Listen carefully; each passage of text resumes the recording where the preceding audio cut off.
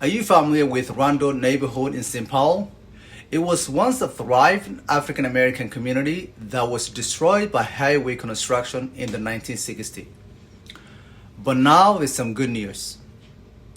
For decades, Rondo descendants have been denied the opportunity to build wealth through home ownership due to systematic racism and policies.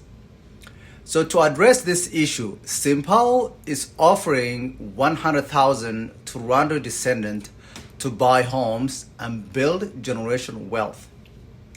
This program aims to provide financial assistance to those who have been historically marginalized and give them a chance to achieve economic stability and independence.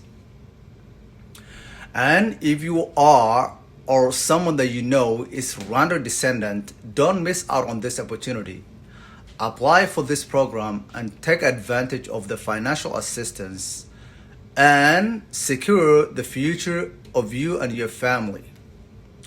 So let's work together to promote racial equity and create more just society for all. So also, if you want to buy and sell or invest in real estate, reach out to me. And also, if you want to learn how to analyze properties and buy your first rental, give me a follow. And join my live on TikTok on Monday to Friday at 8 p.m. Central Time. And thank you for watching.